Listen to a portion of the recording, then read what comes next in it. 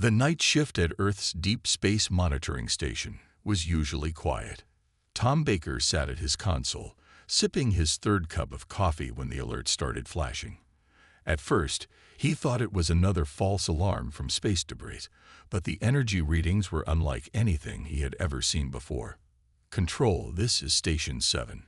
Tom called out, his fingers flying across the keyboard. "I'm picking up some strange energy signatures near Jupiter's orbit. You might want to take a look at this." Within minutes, every monitor in the control room displayed the mysterious readings. The energy pattern pulsed in a way that couldn't be natural. Director Anna White arrived shortly after, her face serious as she studied the data. "Get me the International Space Coalition on the line," she ordered. "And someone wake up our physicists." The next 12 hours were chaos. Space telescopes from every major nation turned toward the anomaly. The energy signature grew stronger, and soon they could see them. Massive ships, 15 of them, emerging from what looked like tears in space itself. The vessels were beautiful in a strange way. Their hulls shimmered with a metallic blue-green color that seemed to change depending on how the sunlight hit them. But even from a distance, the damage was clear.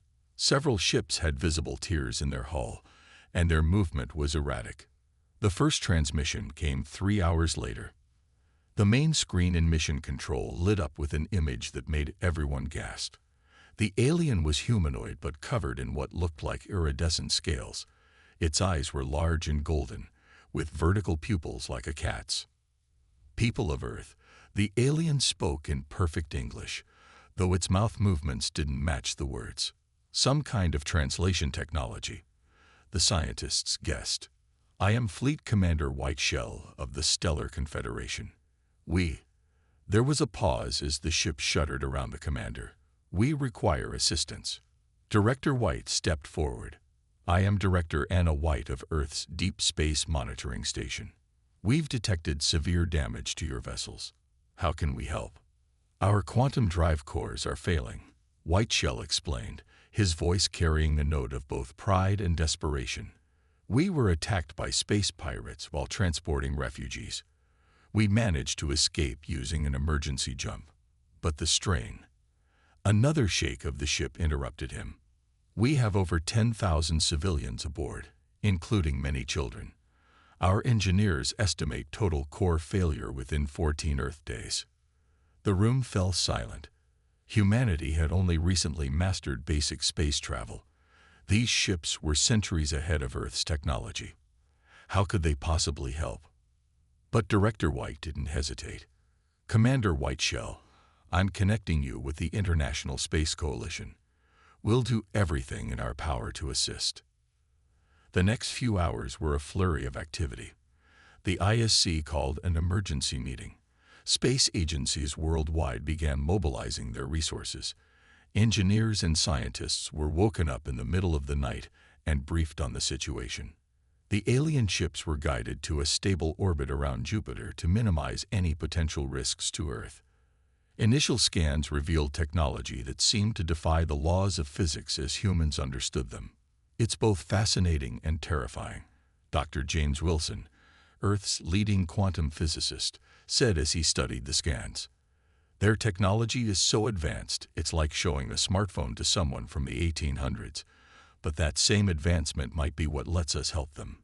Sometimes fresh eyes see solutions that experts miss." The ISC made their decision by dawn.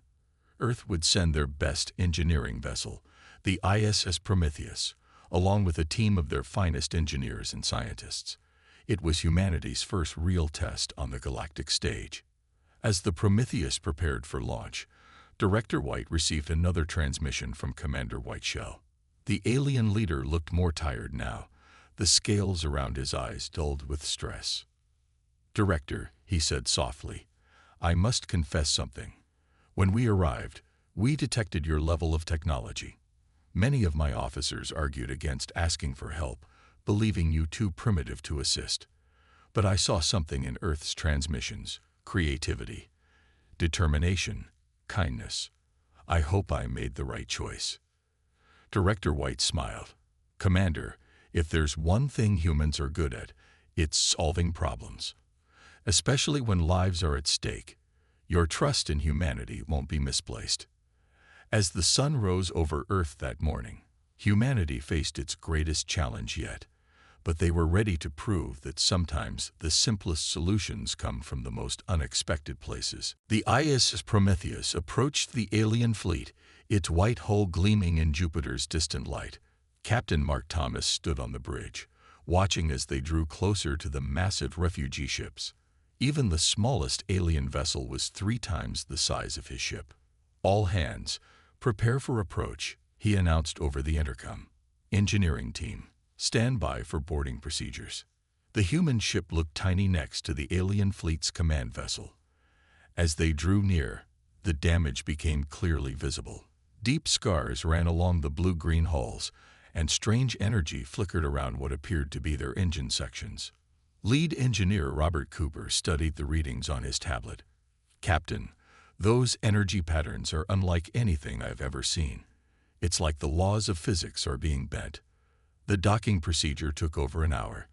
The alien ship's automated systems weren't compatible with human technology, so they had to do everything manually.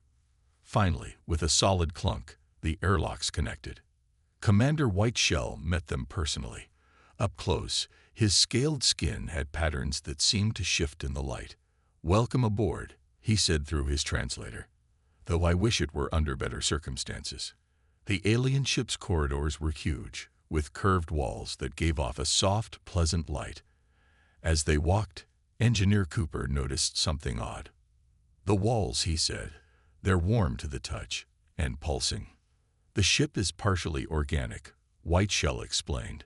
"It grows and heals itself, or at least it did before the quantum cores began failing." They reached the main engineering bay, and the humans stopped in their tracks. The room was enormous, filled with crystal-like structures that stretched from floor to ceiling. Energy flowed between them like liquid light, but some crystals were dark, and others flickered weakly. "These are the quantum cores," Whiteshell said. "They tap into energy from multiple dimensions. The emergency jump damaged them. Our engineers have tried everything, but the degradation continues." Robert stepped forward, his handheld scanner beeping rapidly. "The energy patterns are similar to our quantum computers, just on a much larger scale." He pointed to one of the dark crystals. "This one's completely dead. Mind if we take a closer look?" The alien engineers looked nervous, but Whiteshell nodded. The human team got to work immediately. They set up their equipment and began taking readings of everything they could. Hours passed as they studied the alien technology. The human engineers were fascinated by how advanced it was, but also noticed something interesting. The aliens' approach to engineering was very different from Earth's, more elegant, but also less flexible. "Look at this," Robert said, pointing to his screen. "They're using quantum fields to draw energy from other dimensions, but when the fields destabilize, there's no backup system. No redundancy." Captain Thomas frowned.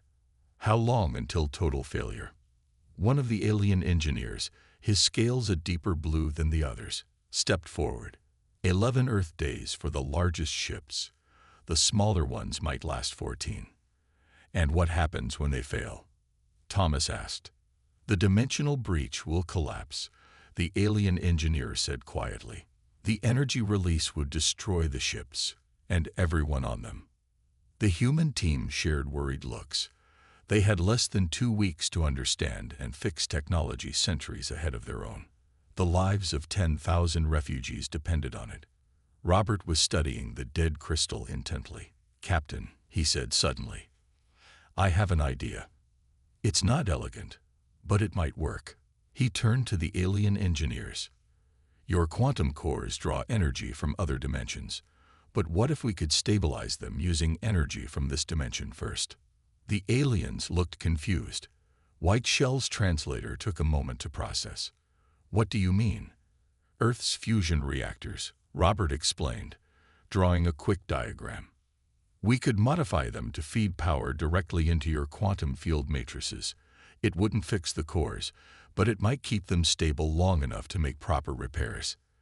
The alien engineers began talking quickly in their own language. Their expressions were hard to read, but their tone seemed skeptical. "It's crude," the blue-scaled engineer said finally. "Like using a wooden support to prop up a quantum bridge." He paused. "But it might actually work." Commander Whiteshell looked at the humans with new respect. "How soon can you begin?" Captain Thomas smiled. "We've already started. Robert, call the Prometheus. Tell them to prepare the backup fusion reactor for transport. We got work to do." Outside the ship's windows, Jupiter's great red spot swirled in the distance, as if watching humanity's first steps toward proving themselves among the stars. The next 3 days were a blur of activity. The human engineers worked around the clock, modifying their fusion reactor to connect with the alien quantum cores. It wasn't pretty. A maze of cables and converters linked Earth's technology to the elegant alien crystals. "It looks like something built in a garage," one of the alien engineers, Greencrest, commented as he watched Robert Cooper make final adjustments to the power couplings. Robert wiped sweat from his forehead and grinned. "Sometimes the best inventions start in garages. Now let's test it on your smallest ship first." The test vessel was still huge by human standards, but it had the weakest quantum core, making it perfect for their experiment. The human engineers had nicknamed it Little Brother, though it was 5 times the size of their largest spacecraft. Captain Thomas stood with Commander Whiteshell in the observation room. "Are you sure about this?" the alien leader asked. "If the core destabilizes completely." "Robert knows what he's doing," Thomas assured him. "Besides, we evacuated all non-essential personnel. If something goes wrong, damage will be minimal." Down in the engine room, Robert checked the connections one last time. Earth's fusion reactor hummed loudly next to the silent alien crystals. Thick cables, heavily shielded, ran between them. "Beginning power transfer in 3, 2, 1. Robert activated the system. The fusion reactor's hum grew louder. Energy flowed through the cables, and for a moment, nothing happened. Then, slowly, the nearest quantum crystal began to glow. Its light was weak at first, but steady. "Power levels at 15%, Greencrest reported, his scales shimmering with excitement. 20%, 25%. Quantum field is stabilizing." The crystal glowed brighter, its light pulsing in rhythm with the fusion reactor. Other crystals in the array began to light up, responding to the stabilized field of the first. "It's working," Robert shouted. "The fusion energy is giving the quantum field something to anchor to. Like training wheels on a bicycle." In the observation room, displays showed the ship's systems coming back online. Commander Whiteshell's translator couldn't keep up with his excited words. "Power levels holding at 60%, Greencrest announced. "That's better than we've had since the attack. The organic systems are responding. Hull regeneration is starting." The success with Little Brother changed everything. The alien engineers, who had been skeptical of the humans' primitive solution, now worked alongside them eagerly. They began modifying the design, combining their quantum knowledge with human practical engineering. "Your species approaches problems differently than ours," Greencrest told Robert as they prepared to upgrade the second ship. "We seek perfection in our solutions. You seek what works, even if it isn't perfect." Robert adjusted a power coupling. "Perfect is the enemy of good enough, especially when you're running out of time. Sometimes you need to just get it working first, then make it pretty later." The aliens were quick learners. By the end of the week, they had stabilized 5 ships. The refugee families aboard sent messages of thanks, and some even invited the human engineers to share meals with them. During one such dinner, Robert found himself trying to explain Earth food to a group of fascinated alien children. Their scales changed color with their emotions, shifting to bright patterns when they laughed at his stories. "Is it true?" one small alien asked, their scales turning a curious yellow, "that humans eat food that isn't grown in quantum fields?" Robert laughed. "We grow our food in dirt, actually. Simple, but it works great." The children's scales rippled with amazement. "Just like your engineering." Another child said, "Simple but great." Back in the engine room, the combined human-alien engineering team continued their work. They had 8 ships left to stabilize, but now they worked with confidence. The aliens contributed their advanced understanding of quantum mechanics, while the humans provided practical solutions to make it work. Captain Thomas found Commander Whiteshell staring out a viewport at Jupiter. "Credit for your thoughts?" he asked. The alien commander's scales shifted to a thoughtful blue. "When we first arrived, I worried that asking for help from a less advanced species was a mistake. Now I wonder if perhaps we needed to be reminded that advanced doesn't always mean better. Sometimes the simple solution is the right one." Thomas smiled. "Well, there's an old saying on Earth. Necessity is the mother of invention. When people need help, humans find a way. It might not be elegant, but it gets the job done." Outside, little brother glowed with healthy energy, its hull already healing. Proof that sometimes the best solutions come from working together. The warning alarms blared through 3 ships simultaneously. Robert Cooper was working on the 9th vessel when the emergency lights started flashing. "Multiple core failures detected." Greencrest's voice came through the comm system. "Ships 4, 7, and 12 are experiencing quantum cascade collapse." Captain Thomas rushed to the control room, where Commander Whiteshell was already organizing emergency responses. The displays showed 3 ships with their cores going critical, their power systems flashing red. "What happened?"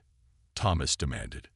"The damaged cores are affecting each other," Whiteshell explained, his scales dark with worry. "The quantum fields are resonating, making the collapse worse.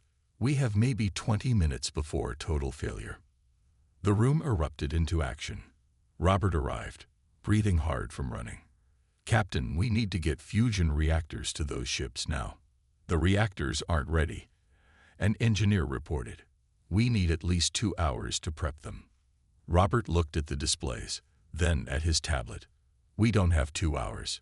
But," he paused, thinking quickly. "The mining ships. Captain, get me the plasma cutters from the mining vessels, and all the solar panels we can find." Nobody questioned him. The humans had earned the aliens' trust. Within minutes, teams were rushing equipment to the failing ships. Robert split the engineers into 3 groups, each led by both a human and an alien engineer. "We're going to build emergency power circuits," he explained as they worked. "The plasma cutters can generate contained energy fields. If we link them to the solar panels and feed that power directly into the quantum cores." Greencrest's scales flashed with understanding. "It won't be enough to power the ships, but it might disrupt the quantum resonance." They worked frantically, installing makeshift power systems. The ship's corridors were filled with running engineers carrying equipment. In the distance, they could hear the dangerous hum of the destabilizing cores getting louder. 10 minutes to critical failure," came the announcement. Robert was in Ship 7's engine room, connecting the last cable when the quantum core pulsed violently. The safety field flickered, and deadly energy began leaking into the room. "Everyone out," he shouted, pushing the other engineers toward the door. But he could see the power coupling wasn't properly aligned. If it wasn't fixed, the makeshift solution wouldn't work. "Cooper, get out of there," Captain Thomas ordered through the comm. "Just need 30 seconds," Robert replied, moving closer to the unstable core. The radiation made his skin tingle unpleasantly, but he kept working.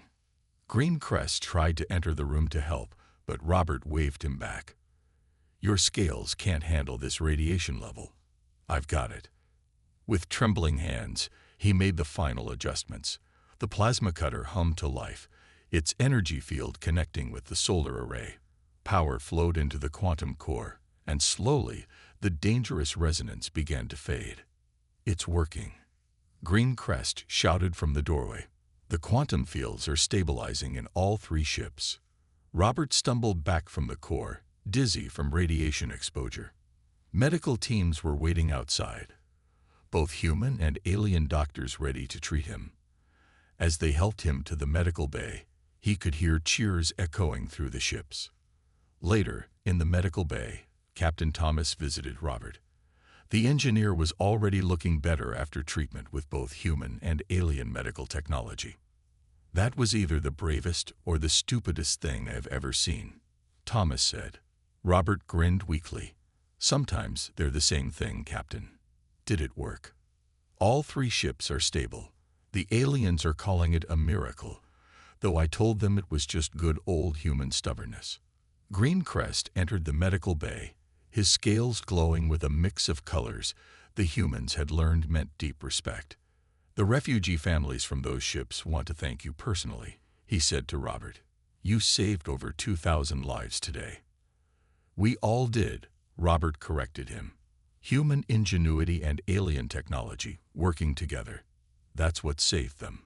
Captain Thomas nodded. "Well, your mining equipment and solar panel solution is now being called the Cooper Protocol. The aliens are already adapting it as a standard emergency procedure." Robert laughed, then winced slightly. "Imagine that. Humanity's first contribution to galactic engineering is basically a really fancy jumper cable." Outside the medical bay window, the 3 saved ships glowed with stable energy, their quantum cores now humming in perfect harmony with the improvised human technology that had saved them from destruction. While the engineers continued their work on the remaining ships, something unexpected began to happen. The barriers between humans and aliens started to break down, sparked by curiosity on both sides. In one of the larger gathering spaces on the refugee fleet's main ship, Robert Cooper found himself surrounded by alien children. He was still recovering from his radiation exposure, but the doctors had cleared him for light duty.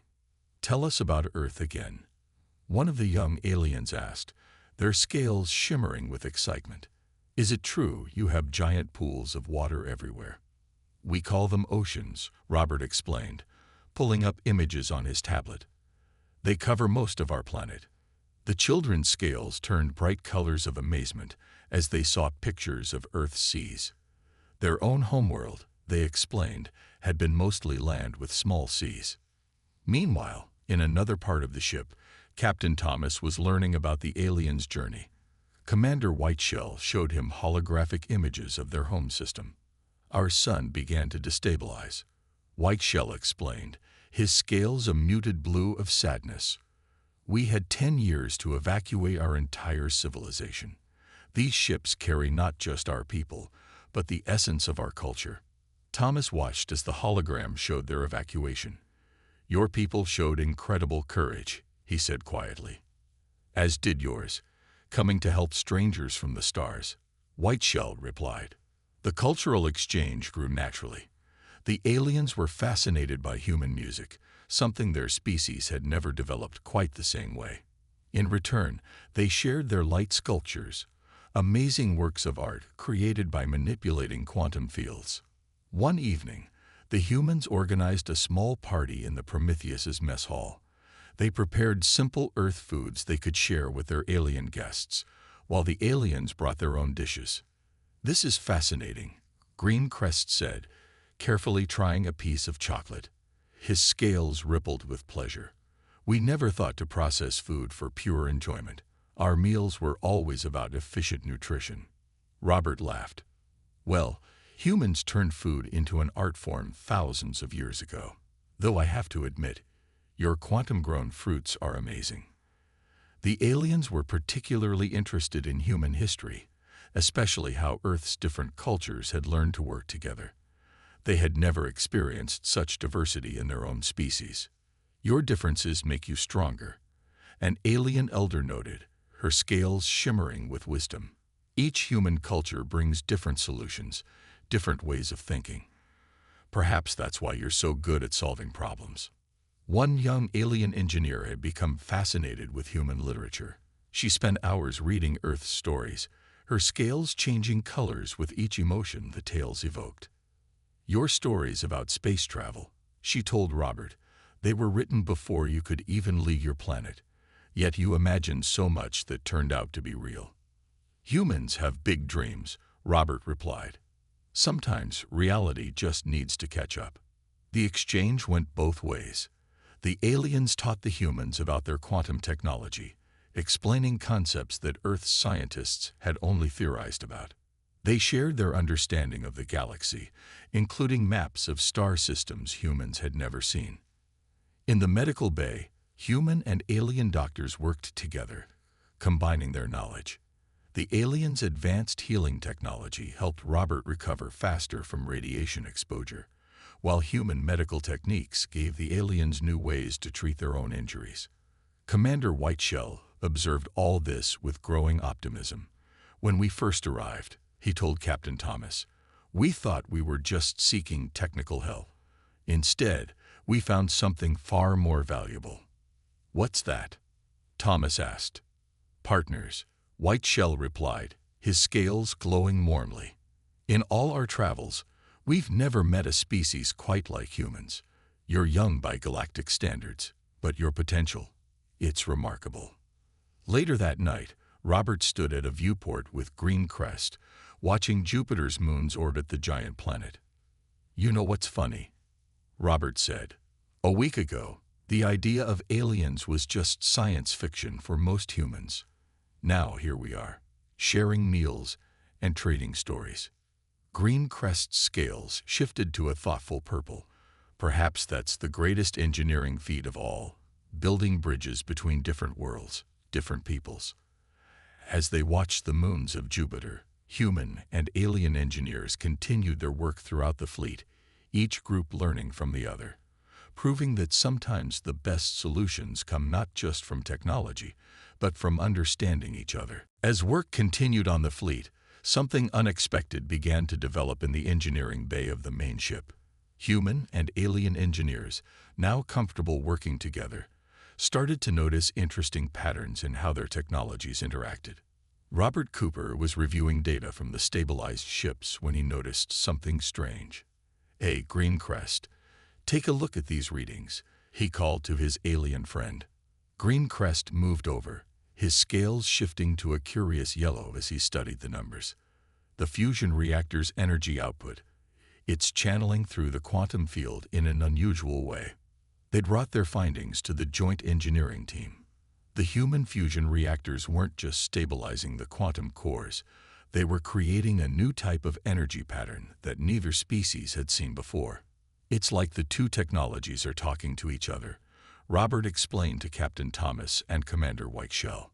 Our fusion power is more than just a bandage now. It's actually improving the quantum field's efficiency. The alien engineers confirmed this discovery with their own readings. The combination of human and alien technology was creating something entirely new. What if we took this further? Robert suggested, drawing on a digital board. Instead of just using our fusion reactors as support, what if we fully integrated them with your quantum cores? The engineering bay turned into a hub of excited activity. Human engineers brought their knowledge of fusion containment and power distribution, while alien engineers contributed their understanding of quantum fields and dimensional energy. Look here, Green Crest pointed to a simulation. If we wrote the fusion plasma through these quantum crystals, we could create a stable power loop. The quantum field would enhance the fusion reaction, while the fusion energy would strengthen the quantum field. The teams worked day and night, combining their technologies in ways neither species had imagined before. They built a prototype in one of the smaller engineering labs, carefully monitoring every step. Power-up sequence starting, Robert announced as they activated the hybrid system for the first time. Everyone watched nervously as the fusion reactor spun up, its energy flowing into the modified quantum crystals. The crystals began to glow, but differently than before. Instead of their usual blue light, they pulsed with a perfect blend of fusion energy and quantum power. The readings showed something remarkable. The system was 40% more efficient than either technology alone. It's beautiful, one of the alien engineers whispered, her scales glowing with joy. The fusion reaction is perfectly balanced with the quantum field. Commander Whiteshell's scales shifted through multiple colors as he reviewed the data.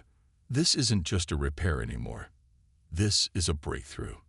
With this hybrid system, our ships could travel faster and farther than ever before. The success of the prototype led to immediate plans for upgrading the entire fleet.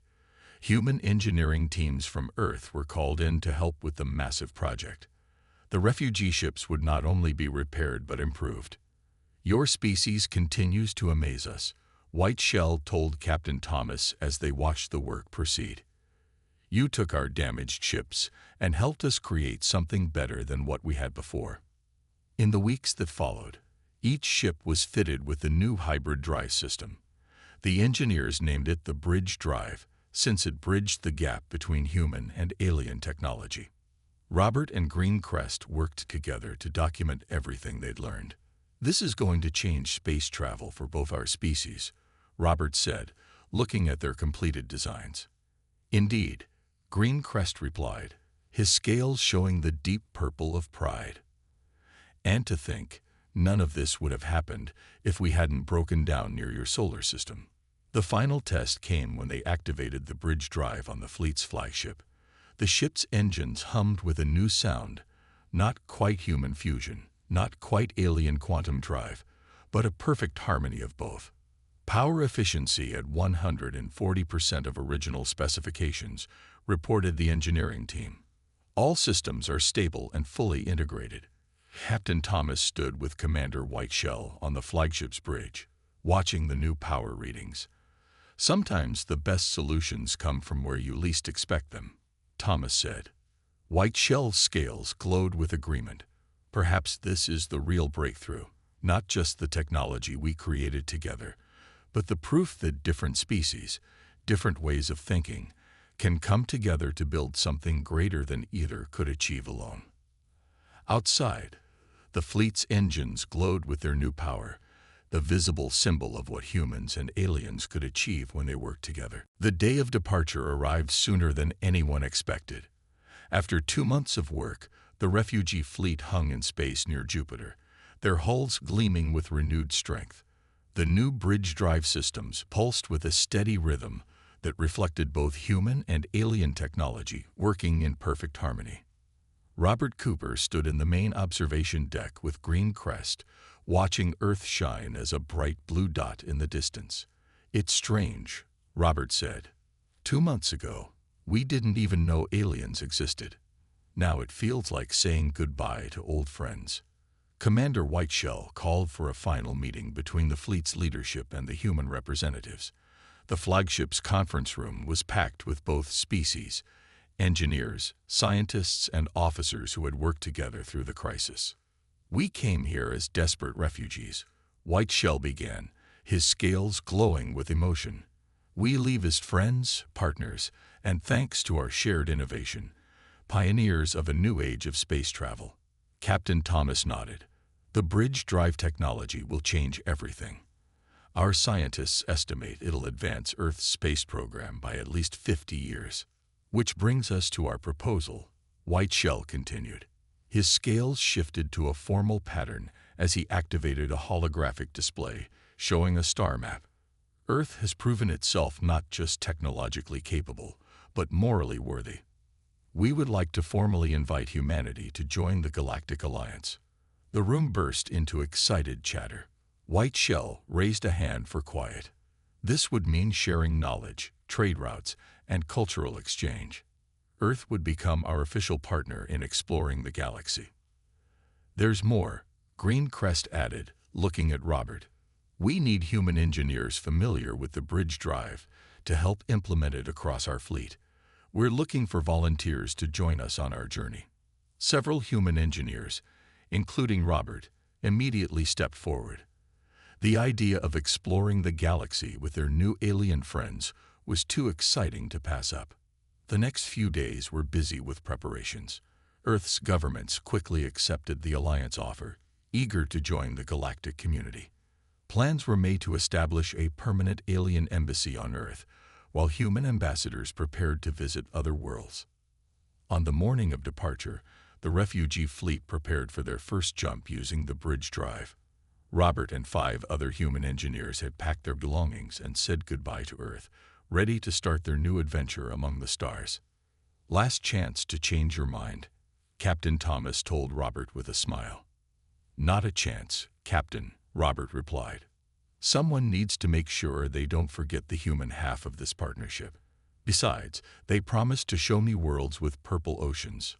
Green Crest, who would be Robert's partner in maintaining the bridge drive systems, approached them. The fleet is ready.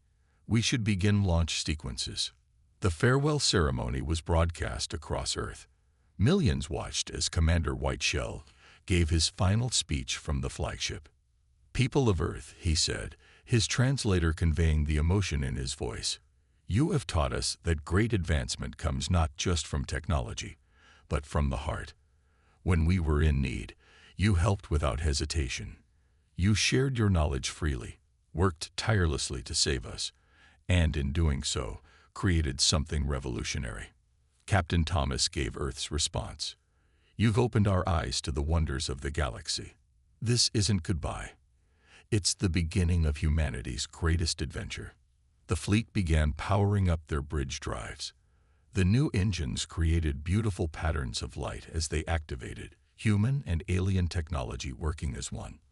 On Earth, telescopes captured the magnificent sight of 15 massive ships preparing to jump to faster-than-light speed.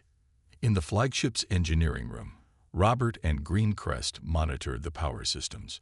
Ready for your first real space adventure? Green Crest asked, his scales showing excitement. Ready as I'll ever be, Robert replied with a grin. Though I still can't believe this all started with some broken engines and a desperate call for help. The fleet's engines reached full power. Commander Whiteshell gave the order, and in a spectacular display of light, the ships began jumping away one by one. The flagship was last, carrying the human volunteers to their new adventure. As the last ship disappeared into faster-than-light travel, Earth celebrated. Humanity had not only made first contact and helped save thousands of lives, they had earned their place among the stars. Back on Earth at the Deep Space Monitoring Station, Director Anna White smiled as she watched the fleet's departure signs fade from her screens. On her desk sat a new object, a quantum crystal paperweight, a gift from Commander Whiteshell. It glowed softly, a constant reminder that sometimes the greatest discoveries come from helping others in need.